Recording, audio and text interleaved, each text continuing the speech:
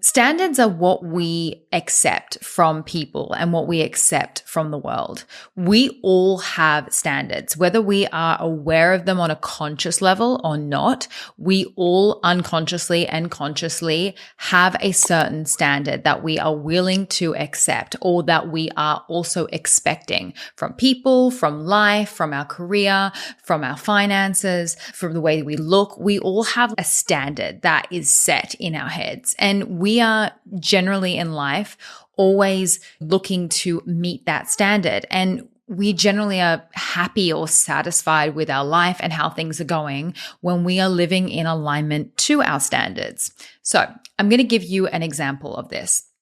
Let's just say you go to a coffee shop with friend A, and we're going to call friend A Amanda. And when you're at this coffee shop with your friend Amanda, friend A, you and Amanda both order coffees. You order yourself a dirty chai latte, and your friend Amanda, she orders herself a soy milk cappuccino. Now, Amanda is lactose intolerant, so she really needs that soy milk cappuccino. She's very specific that she needs soy milk. But Amanda, while she is lactose intolerant, she's also a little bit of a people pleaser. And she's the sort of person that doesn't really necessarily want to rock the boat or complain too much about life. She's always looking to make others happy. So what happens is these two coffees come and your dirty chai latte arrives. Great. You ordered from the universe, from the server, from the waiter, a dirty chai latte, and it arrives. You had a standard for a dirty chai latte. You were going to pay $5 for your dirty chai latte. It's there. Tick, standard achieved. You've got your dirty chai latte. You got what you ordered. Amanda, on the other hand, Amanda gets a cappuccino, no soy milk. She sips this cappuccino with no soy milk, and she realizes that it has normal milk in it, and she's lactose intolerant. Now, she had a standard for what she wanted at that cafe, which was a soy milk cappuccino. And instead, she didn't get what her standard was. She got a normal cappuccino. But are you ready to unlock the secret to manifesting? Introducing Magnetic, my debut book that reveals the hidden keys to attracting health, wealth, love, and limitless abundance into your life. Now look, as a Mindspo listener, you already know the power of conscious creation. And now with this book, it is time to take your manifestation powers to the next level by unlocking the secrets of your subconscious mind. Now, for a limited time only, when you pre-order Magnetic, you'll also receive exclusive access to the Magnetic Portal, a sacred space where manifestation meets community. Inside the portal, you'll also discover my secret magnetic podcast series featuring deep dive teachings I have never shared before, revolutionary EFT ceremonies designed to reprogram your subconscious for abundance, guided meditations to amplify your manifestation powers, and exclusive bonuses only available to those who pre-order to accelerate your spiritual journey. These bonuses are only available for a limited time, so click the link below to pre-order Magnetic and unlock instant access to the Magnetic Portal and join my growing community of conscious creators just like you, already creating their dream lives. Amanda, being friend A, being the people pleaser that she is, not wanting to rock the boat, she decides not to voice her opinion. So she lowers her standards, she lowers what it is that she wants, and she just accepts what the universe gives her. And she does it without complaint. Now, she does this, but secretly she's unhappy with this. And what happens as a result is she drinks this cappuccino and she ends up with a stomach ache. She ends up literally feeling unwell physically from this cappuccino. Now, then you go to the cafe the next day with friend B. We're going to call friend B Bridget. You will once again order your dirty chai latte and your dirty chai latte comes. And Bridget, she orders a dirty chai latte as well. But instead of a dirty chai latte coming, Bridget's order gets mixed up and she gets a soy milk cappuccino. Now, Bridget, being Bridget and being ballsy and being very clear on what her standards are and being the kind of person that advocates for what she wants and being clear about what she wants, she tells this waiter, "Hi, I ordered a dirty chai latte, just like my friend. You gave me a soy milk cappuccino. I would like a dirty chai latte." And as a result, what happens? Well, the waiter goes, "Oh shit, I'm so sorry. Let me go change the order." Now, what's the difference between Bridget and Amanda? They both had standards. They both had things that they wanted.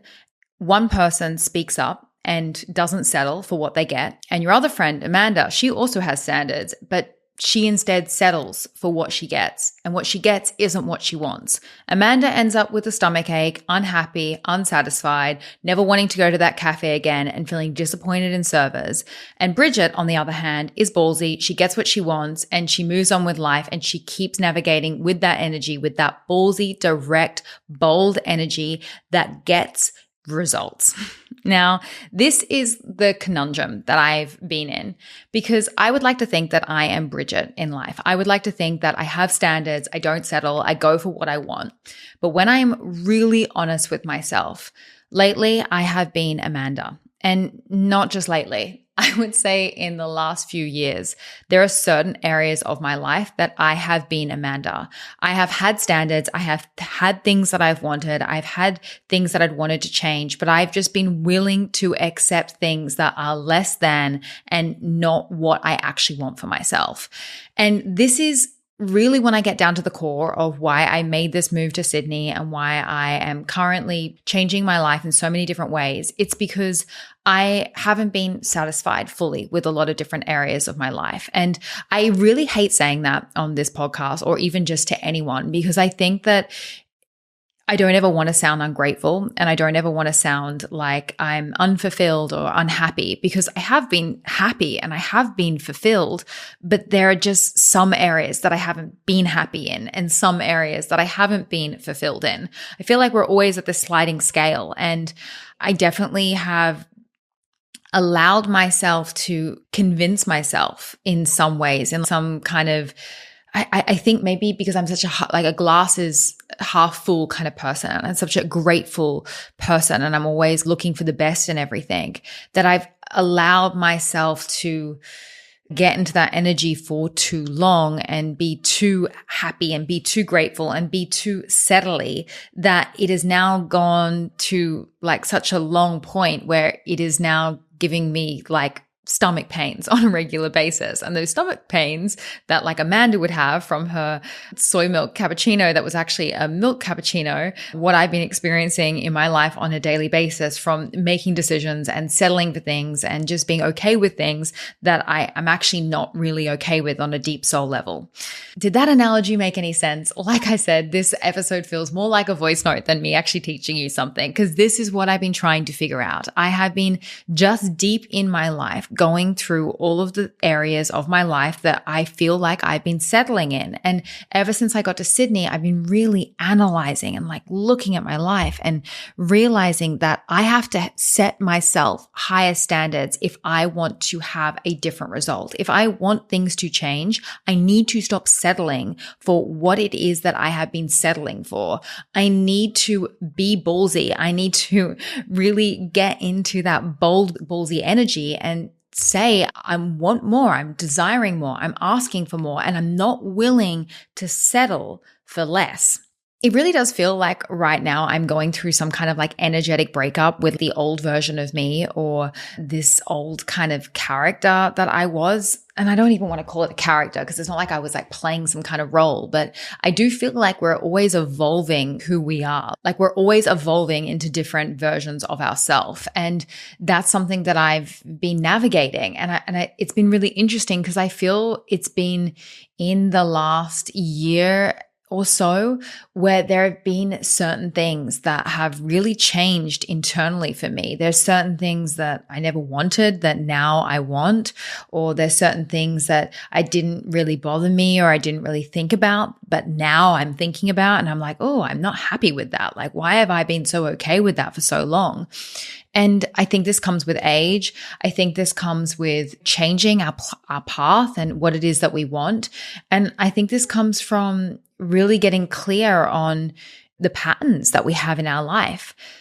This is something that I see like standards, this like concept of standards is something that I think we see so much in the dating world. And I feel like maybe because I haven't dated for so long, this is feeling like such a revolutionary concept for me again. Like I've heard of standards and I've like used standards before in my personal development journey, but because I feel standards are usually spoken about when it comes to dating, when it comes to relationships, sometimes because these topics are usually like focused on that area of personal development, I feel like it's eluded me for such a long time, because I do definitely feel if you want to meet a certain kind of man or a woman, or you want a certain kind of relationship, or you want a certain kind of treatment in your life from someone, then you have standards for how you want to be treated, for how you want a relationship to be. And I feel like when people are in that dating world and they're also in the personal development world, they're really good at getting clear on what their standards are and what it is they want and what they're willing to accept. And I've been so, happy in my relationship and so committed in so many different areas of my life that I haven't really thought about this concept of standards. But it wasn't until I got to Sydney where I started realizing how many things that I wanted to raise the standard of. I'll give you an example. I want to raise the standard of how I dress and how I present myself on a day-to-day basis. I feel like as an expat, like living in Bali for the last few years, I've just been in beach bum mode. I haven't really been expressing myself and my sense of style. And I've had just like a really like low standard for like my clothes. Like I'll get dressed up if I'm taking an Instagram photo out somewhere and we're shooting something, or if I'm going for a nice dinner with friends. But just on a day-to-day basis, I don't have like a certain standard that I dress for. And that has made me realize that like I'm dressing yourself is like really putting on clothes, which is like an expression of energy. I've been in this kind of wishy-washy, unsure kind of energy through what I wear on a regular basis. And I want to change that. And in order to change that, I have to have a higher standard for what it is that I wear and the kind of clothes that I'm willing to put on. And another thing is the standard of living that you are involved in.